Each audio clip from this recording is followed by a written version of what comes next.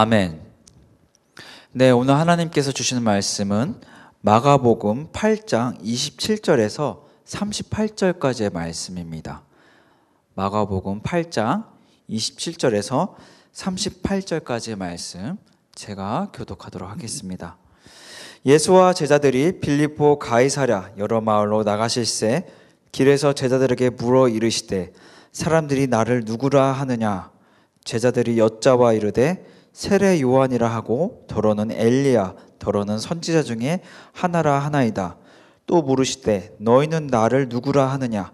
베드로가 대답하여 이르시되 주는 그리스도시니이다 하매 이에 자기의 일을 아무에게도 말하지 말라 경고하시고 인자가 많은 고난을 받고 장로들과 대제사장들과 서기관들에게 버림받아 죽임을 당하고 사흘 만에 살아나야 할 것을 비로소 그들에게 가르치시되 드러내 놓고 이 말씀을 하시니 베드로가 예수를 붙들고 항변하매 예수께서 돌이키사 제자들을 보시며 베드로를 꾸짖어 이르시되 사탄아 내 뒤로 물러가라.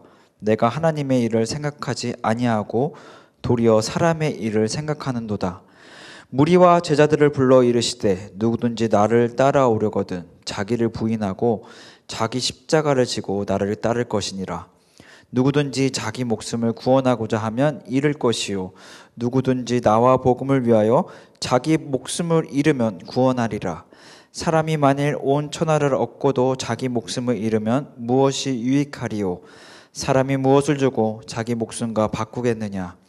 누구든지 이 음란하고 죄 많은 세대에서 나와 내 말을 부끄러워하면 인자도 아버지의 영광으로 거룩한 천사들과 함께 올 때에 그 사람을 부끄러워하리라. 아멘. 네, 오늘 말씀은 여러분들이 너무나 잘 그리고 많이 들어본 말씀이라고 생각됩니다. 이제 오늘 베드로의 고백으로 시작하고 있습니다. 베드로의 고백인데 여기서 예수와 제자들에게 27절에 보시면 그리고 제자들에게 물어 이르시되 사람들이 나를 누구라고 하느냐라고 말씀하십니다. 예수님께서 제자들에게 물으시죠.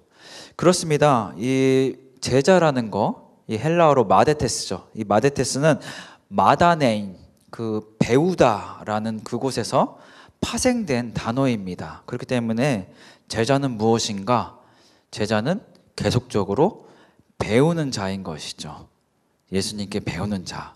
그런데 그때 당시에 제자는 단순한 지식만 전달받은 것이 아니라 그 스승의 삶을 보고 그 삶을 따라가려고 노력했던 것이 바로 제자였습니다. 그렇기 때문에 우리는 계속적으로 예수님의 삶에 대해서 공부하고 또 알아가도록 힘써야 하며 그 알아감을 통해서 우리는 그것을 또 실천하기에 힘써야 할 것입니다. 그것이 바로 제자의 삶이라고 말할 수 있을 것입니다. 네, 근데 오늘 27절에 예수님께서 제자들에게 질문하십니다. 그렇습니다. 제자들은 계속 예수님께 배우는 자들입니다. 그렇기 때문에 예수님께 계속 질문을 받아야겠죠. 여러분들은 지금 신앙생활 속에서 예수님께 질문을 받고 계십니까?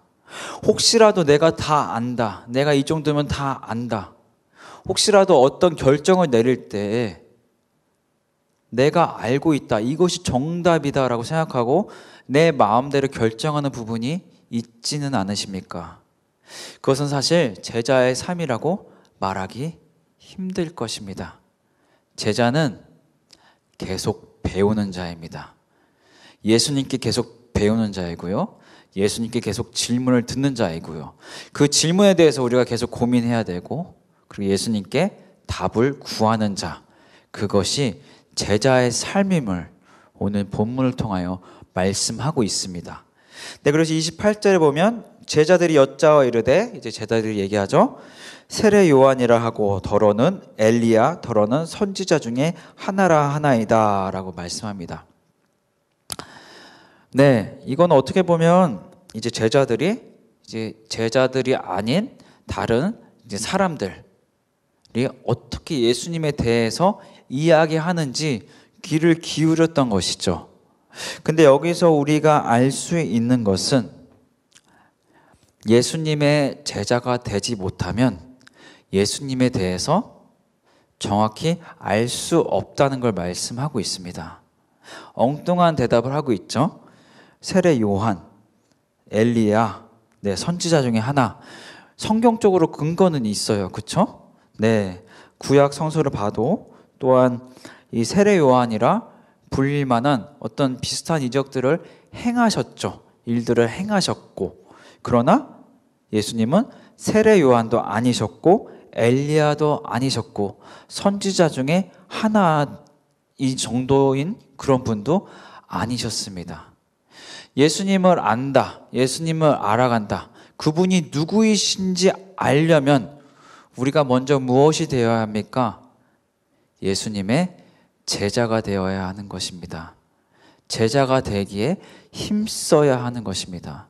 우리가 단순히 지식으로, 단순히 소문으로는 어떤 수많은 예수님에 관한 지식, 어떤 신학으로는 우리가 예수님을 제대로 알 수 없다는 걸 말씀해주고 있습니다. 제자란 무엇입니까? 계속 예수님께 배우는 자입니다. 또한 제자란 무엇입니까? 예수님과 개인적으로 친밀한 관계를 형성한 자입니다. 여러분들, 예수님과의 친밀한 관계가 있으십니까? 여러분들 생각하실 때 말씀과 기도 그리고 삶 안에서 예수님과의 긴밀한 관계를 유지하고 살아가고 계십니까? 사실 그것이 없다면 제자라고 말할 수 없겠죠. 말씀과 기도를 통해서 계속 배우려는 자세가 없다면 제자라고 말하기 힘들겠죠. 그렇습니다. 제자된 모습이 없다면 예수님을 제대로 알 수 없음을 오늘 본문 28절 통해서 말씀하고 있습니다. 또 29절에 이어서 예수님께서 질문하시죠. 또 물으시되 너희는 나를 누구라 하느냐? 네, 너무나 유명한 말씀이죠. 베드로가 대답하여 이르되 주는 그리스도이시다 하매라고 말씀하죠. 근데 여기 마태복음 16장 16절에 보시면 주는 그리스도시요 살아계신 하나님의 아들. 이게 더 저에게 많이 와닿죠. 오늘 본문은 그리스도라고 표현되어 있고요. 또 마태복음 16장 16절에는 주는 그리스도시요 살아계신 하나님의 아들이라고 말씀하고 있습니다. 네, 여기서 강조하며 나타내고 있는 것이 무엇입니까?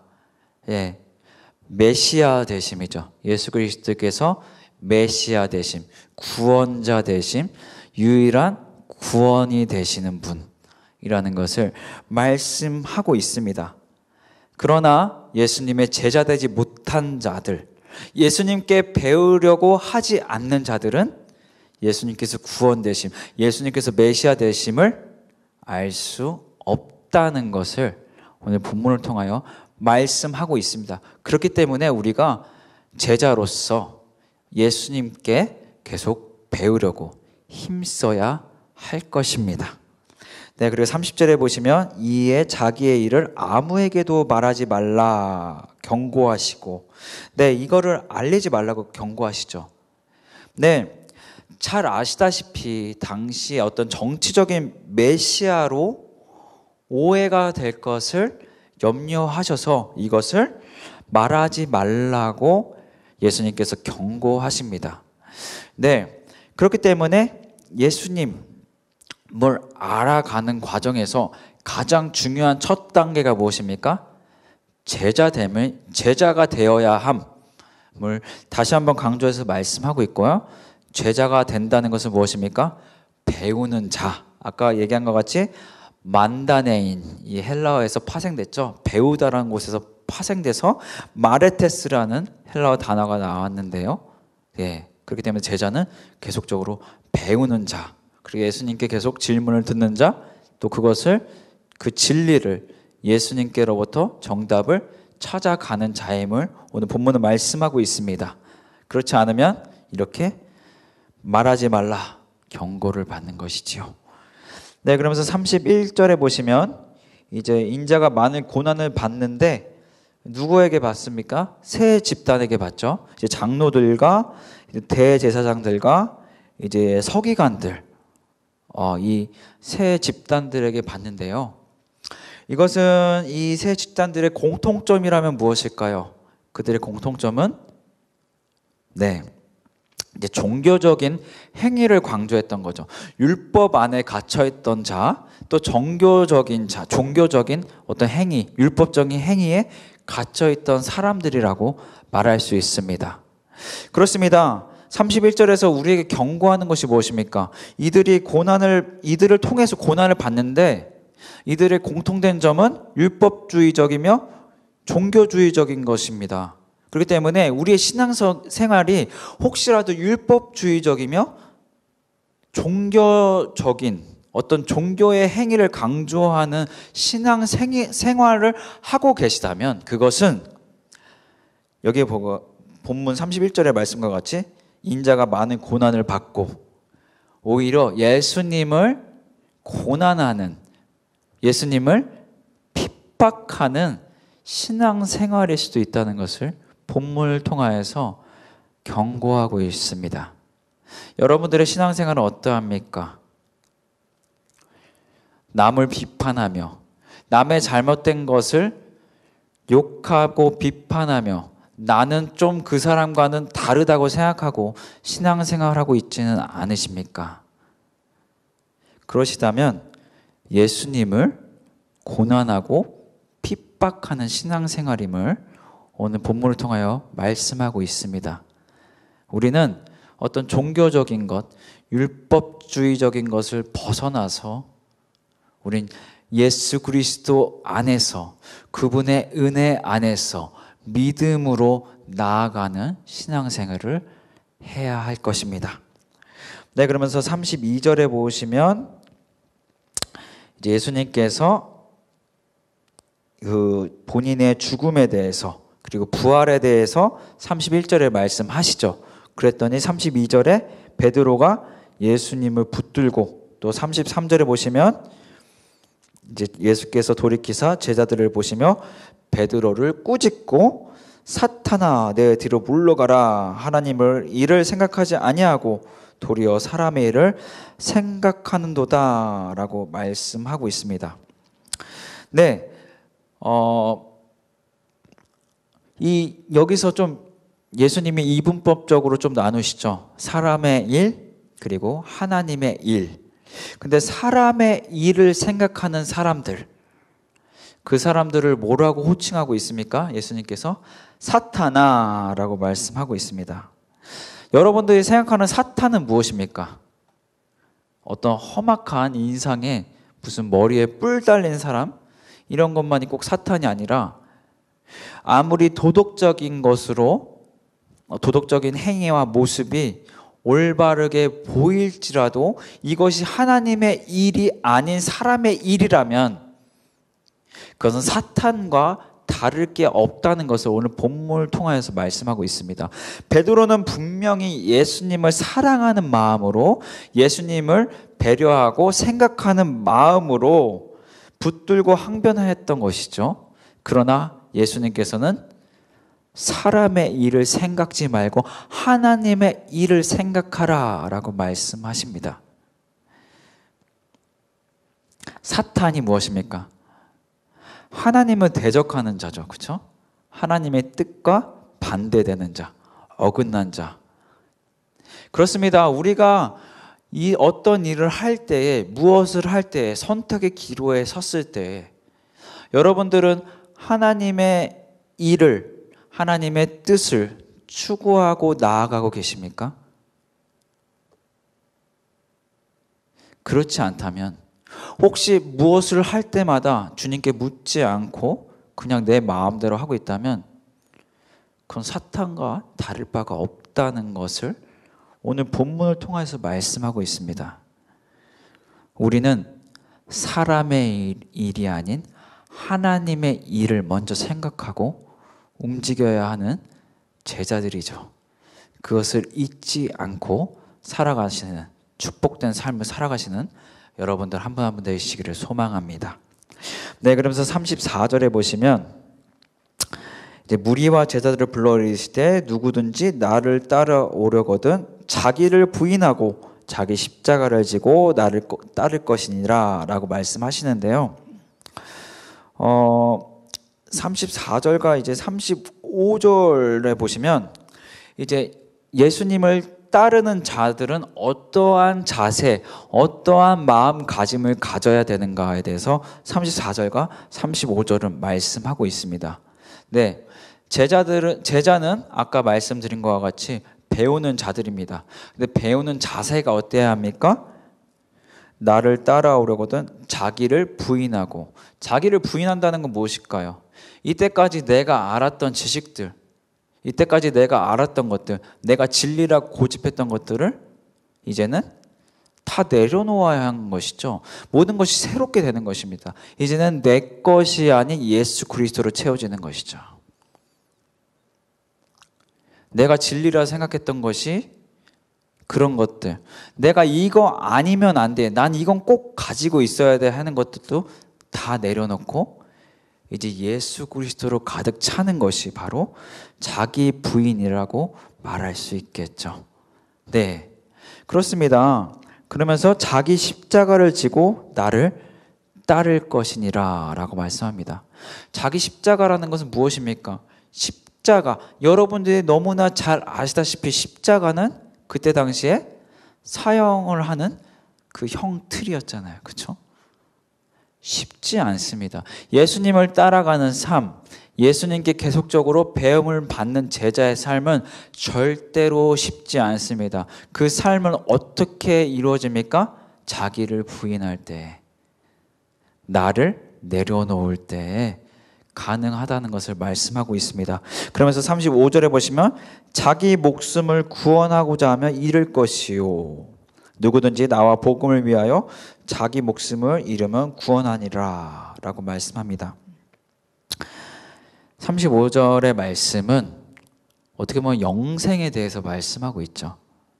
우리가 어떻게 하면 영생을 얻습니까? 예수 그리스도를 통하여서죠. 그렇죠? 근데 뭐라고 말씀하셔? 나와 복음을 위하여 자기의 목숨을 잃으면 구원하리라. 결국엔 어떠한 삶입니까? 34절에서 이야기한 것과 같이 자기 자신을 부인하는 삶. 결국엔 예수 그리스도만이 사는 삶인 것이죠.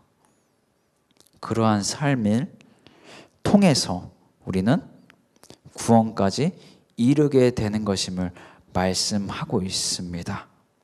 네, 그러면서 36절에서 37절에 보시면 무엇이 진정한 영생이며 이 영생의 소중함에 대해서 말씀하고 있죠.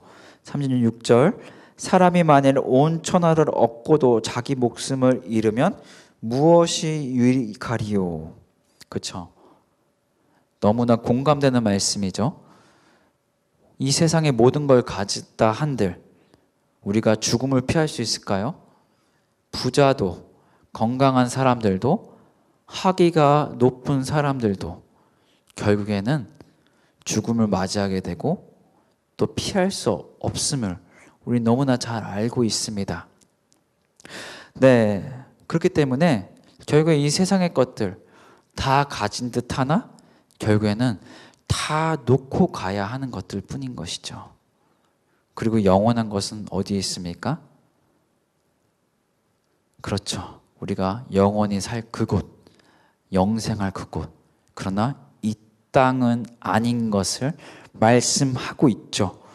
그러면서 37절에 사람이 무엇을 주고 자기 목숨과 바꾸겠느냐. 여기서 무엇을 주고 자기 목숨과 바꾸겠느냐. 영생에 대해서 말씀하고 있죠. 그러나 이 영생을 깨닫지 못한 자들은 어떡합니까? 마치 이 세상에서 영원히 살 것 같이 살아가죠. 돈을 위해서 내 건강도 해치고, 더 나아가서 다른 이웃들도 해치고, 더 나아가서 나의 가족들까지 해치는 것을 우리는 너무나 가슴 아프게 뉴스나 여러 미디어를 통해서 너무나도 쉽게 접하게 됩니다. 그러나 그 사람들이 왜 그렇습니까? 영생, 이 땅의 후에 우리가 영생의 삶을 알지 못하기 때문이라고 말할 수 있을 것입니다. 우리는 영생을 얻은 자입니다. 무엇을 통해서? 예수 그리스도를 믿음으로 통해서. 그렇죠? 그것보다 귀한 것은 없는 것이지요. 36절, 37절의 말씀과 같이 우리는 결국엔 죽습니다. 이 땅에 아무리 많은 것을 가지고 있더라도 그 어떤 것 하나도 가지고 갈 수 없음을 우리는 너무나도 잘 알고 있죠. 그것에 대해서 오늘 본문 36절과 37절이 너무나 잘 말씀하고 있습니다. 그러면서 마지막 오늘 본문 38절에 경고하고 있죠. 누구든지 이 음란하고 죄 많은 세대에서 나와 내 말을 부끄러워하면 인자도 아버지의 영광으로 거룩한 천사들과 함께 올 때에 그 사람을 부끄러워하리라. 부끄러워한다는 것은 무엇입니까? 그 사람을 일단 보지 않는 것이지요. 그 사람을 일단 회피하는 것이죠. 그 사람을 피하는 것이지요. 더 나아가서 부끄러워한다는 것은, 예수님께서 부끄러워하신다는 것은 그런 사람은 예수님께 어떻게 보면 버림받았다고도 얘기할 수 있겠죠. 예수님께 부끄러움을 받는 자, 그 자의 마지막은 결국엔 심판인 것입니다. 이 세상에 그 아무리 많은 돈과 명예, 어떤 그 세상이 말하는 어떤 부를 가졌다 하더라도 예수님께서 부끄러워하는 순간,